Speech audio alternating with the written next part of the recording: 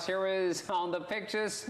Well, designed and drawn by this Chinese-German Liu Yan, who's lived in Germany for many years. She was born in Beijing, but she lived in Germany for a long time, and she's designed this series of pictures just to show the differences of lifestyles in China and versus, I guess, in Germany, or maybe in a broader picture in Western countries. We've had several episodes on that, but so how many are we going to do? We'll just continue on and on. Okay, the DVD and Blu-ray will be on. Will be out. Yeah, basically, you know, because we have so many differences in all these different aspects of life. Chinese, Western, and when we say Western, I mean it's a broad sense, but basically when we compare Chinese lifestyle with Western lifestyle, there are always the differences to talk about. Yes. So let's just get started with today's first picture. Well, I think I know what that is. So this looks like a sound graph. Yes. I would say Chinese people are loud, or the Western people are quiet. I think that is what it is, but it can be two things actually. Yeah. I think what it means is about Chinese people talking louder than most Westerners, which is a fact. On average. Which is on average definitely a fact. Yeah, it's relevant, but basically what it says is in restaurants. Oh. It's even more a fact. Yeah, Chinese restaurants are loud. Heat and noise, 热闹. That's what it comes back to that, you know. Yeah, I mean, exactly. Because we say this is, if we go to a restaurant to have a meal with our friends, and that's the moment, the relaxing moment, to enjoy yourselves, and, you know, talk to your friends and how loud it could be, and that's your moment, that's your place. Whereas with your friends. We actually think the same way, but the outcome is totally different. We think, well, this is a relaxing moment. We should have peace and calm.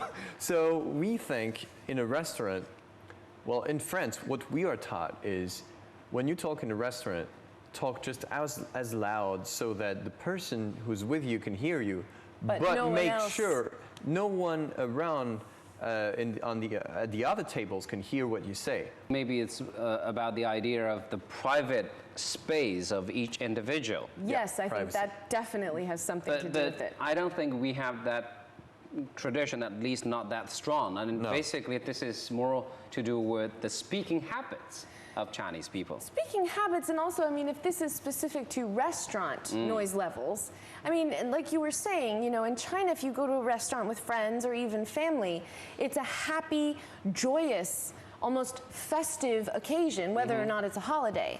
And a lot of times in China, how that kind of festive atmosphere is expressed is in noise. And also, you have to have the noise. One thing that a lot of Westerners, when they criticize this form of, and also the Chinese people who live abroad, very often, I wouldn't be surprised if this woman preferred the Western way too. She's living in the West. She might also be criticizing this, but we have to consider that in China most of the time, we invite a lot of people.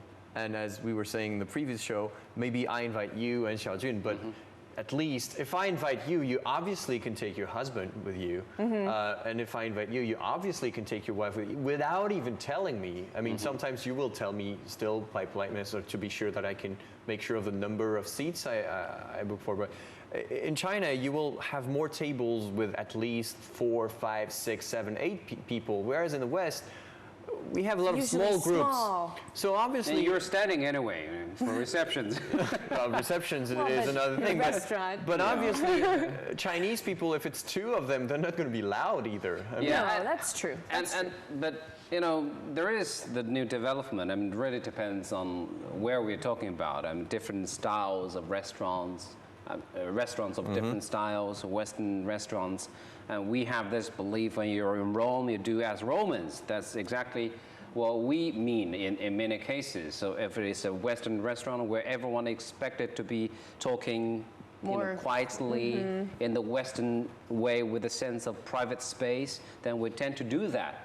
But if you're going to a very much local restaurant, a Chinese restaurant, when you don't have that norm, when everyone is talking loud and happily, being together with their friends, and we do it this way. It's just right to do so. And also, when you're in this kind of environment, you don't want, even when you're inviting, I'm sure you're inviting 10 people for dinner, you don't want everyone to be quiet.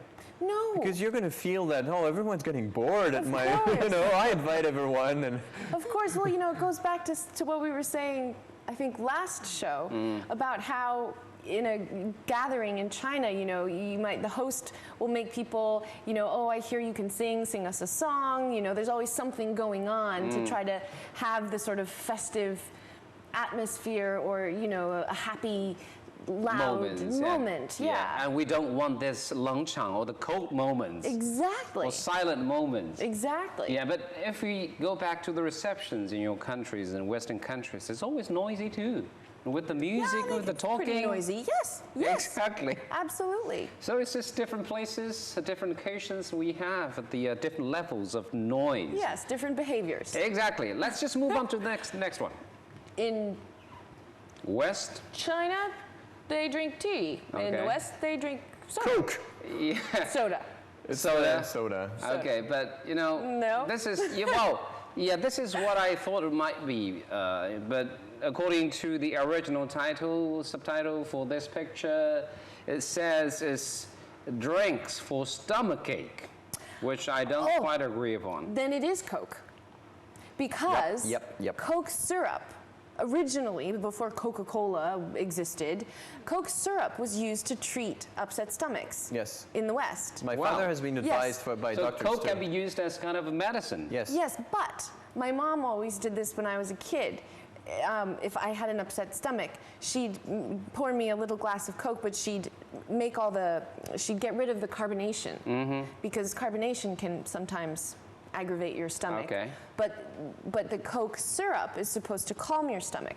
But I mean, for Chinese parents, they would never, in most cases, give their children Coke when they're too little. I mean, it's just no good. But kids do love Coke. Yes. It's But for example, sweet. I mean, not for stomach, but for, I know in the winter, for example, a lot of Chinese people, and much more than the West, they will cook some Coke with some ginger in it.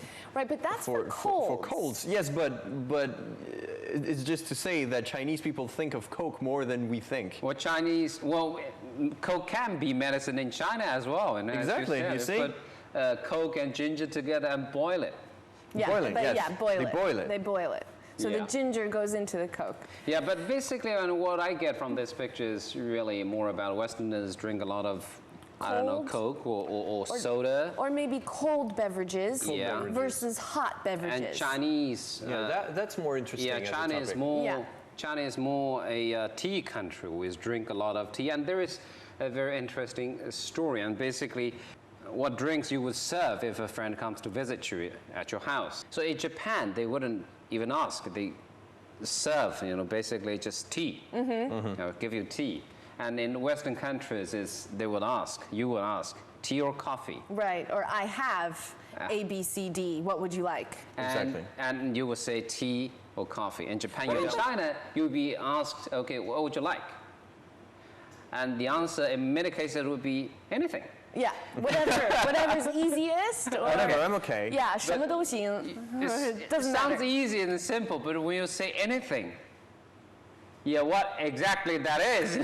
And there was actually a brand of ice creams that around 10 years ago came out with with an ice cream which Called name anything, was or whatever. anything, 随便. That was the name of the ice cream because people you said, what will you have? Anything? Well, actually, that's the name of a dish as well in restaurants. You can get fried 随便, which is fried anything, which is just a bunch of vegetables. So, okay.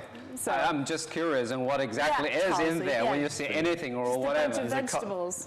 This is the real cultural difference. But I was yes. going to say, though, usually, though, if your host in China says, what would you like to drink? And you say, oh, anything's fine.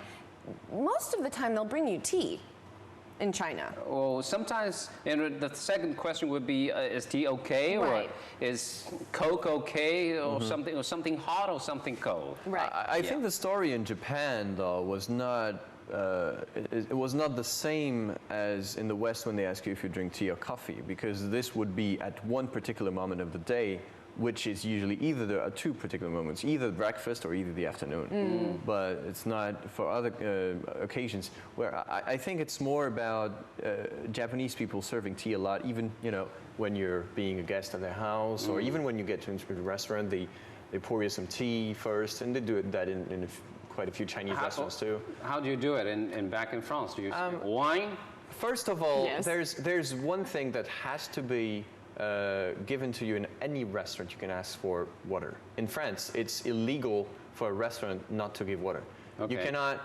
I know that in Beijing, I asked my girlfriend who's in the business and asked, is there any law to say that you can ask for how do you call this kind of A water? carafe A of carafe. water? Yeah, you say carafe too. Yeah, Okay, yeah. so it's a carafe. It's tap water.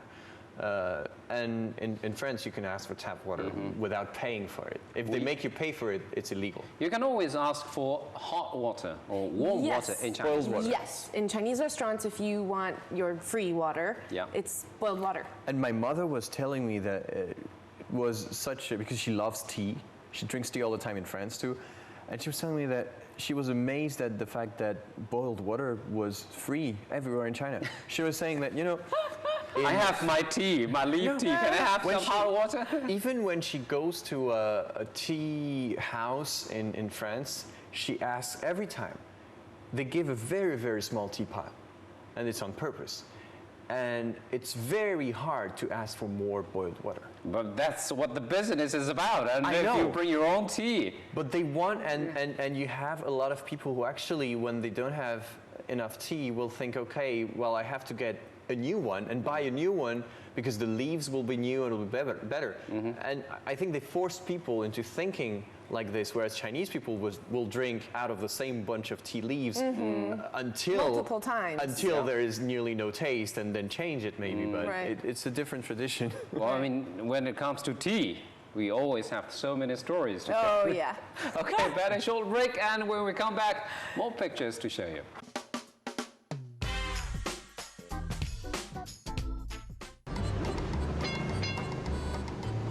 Will you follow me? Oh. Will you follow me? What?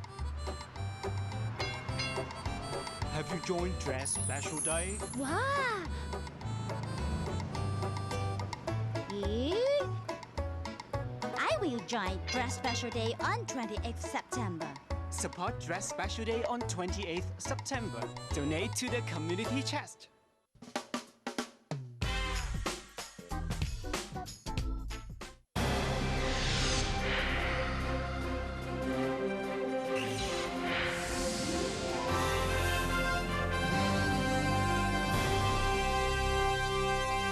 And welcome back to Crossover, and you've got another story to tell about tea or what? It's about boiled water. Okay. It's a very good piece of advice for anyone who has a small hotel in the West. If you want to attract Chinese tourists, just right at the front door, we have boiled water in the rooms. But don't they have a boiler? I mean, No, No, not in the necessarily. No? No. No. Whoa. And you see that in many hotels in Paris. Some do, but not all. Not all. Not all So the hotels. way Boiled to water is so important for Chinese people. Last time I told this story, it was I was with my friends at the Paris airport, and we were, hungry and wanted to have something Chinese. It's the instant noodles. So we have those boxes, and with the dried noodles in there. All you we need didn't is have hot water. Yeah, we didn't have hot water.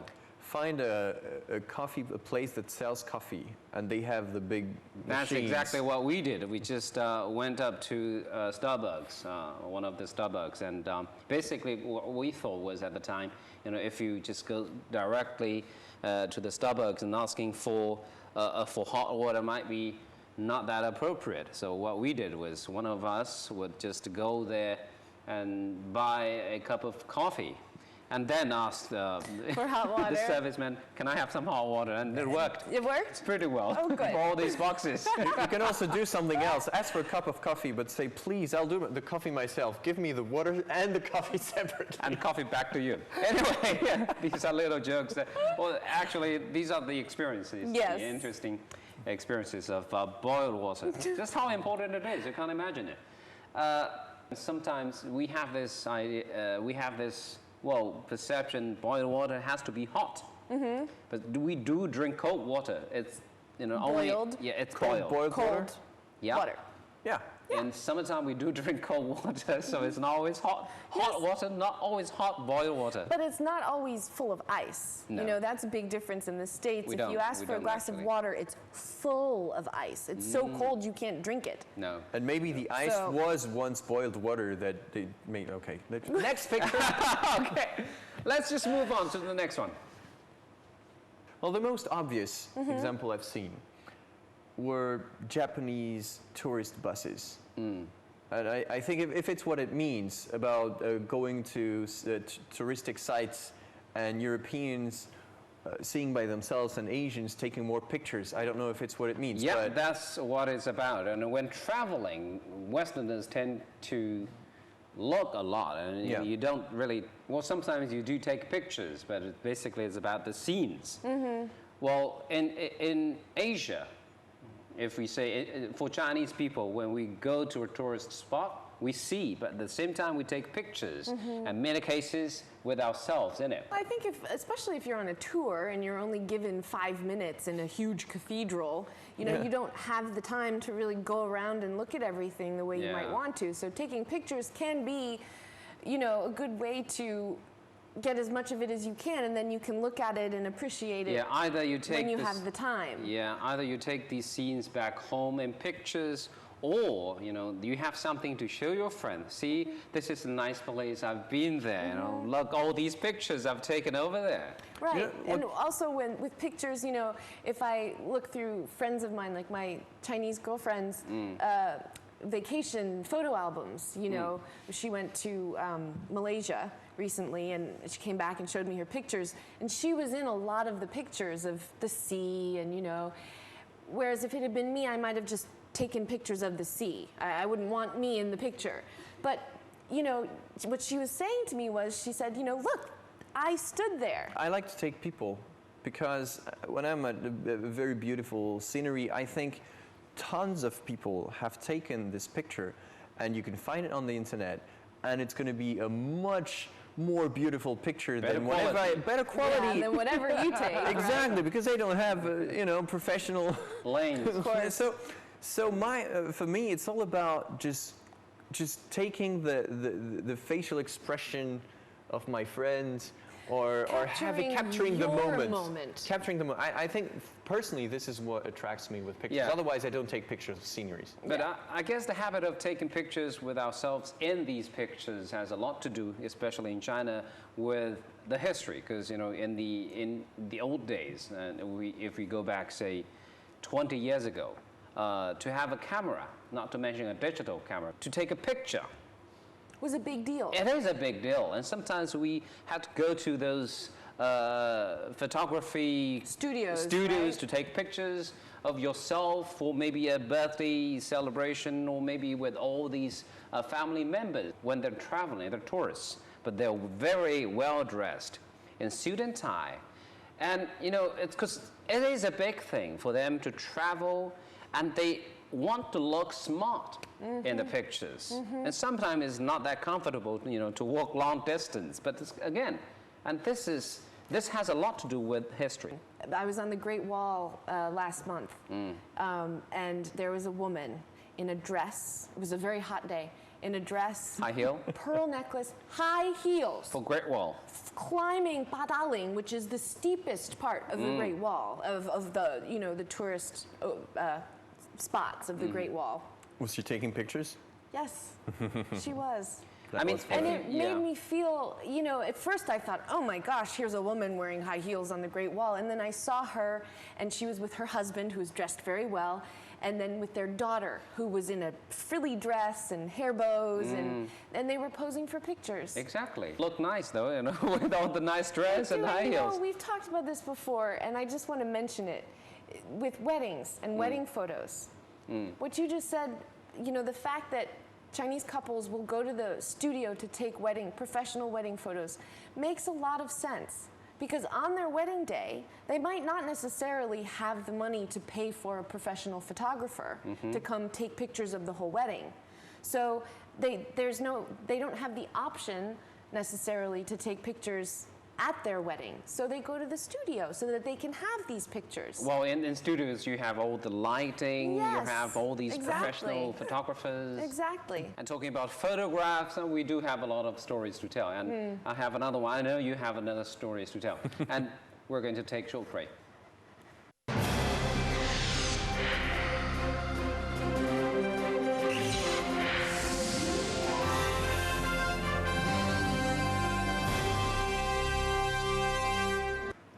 And welcome back to Crossover. So, your story first. My story. Well, there's something that we see more in China, I think. It's about pictures of children, and there's this kind of service you have now in a lot of studios. You can rent all types of different clothes for your child, and a friend of mine did that for first anniversary, second anniversary, birthday of the. I'm being French. Yeah, and French it's anniversary. And he every time he had different clothes for the child, and it's so cute. You see the 2-year-old or 3-year-old child wearing policeman, or How cute, the themed clothing. themed clothing, or kung fu Costumes. master costumes, or anything. Even a friend of mine, Batman, how great. Superman.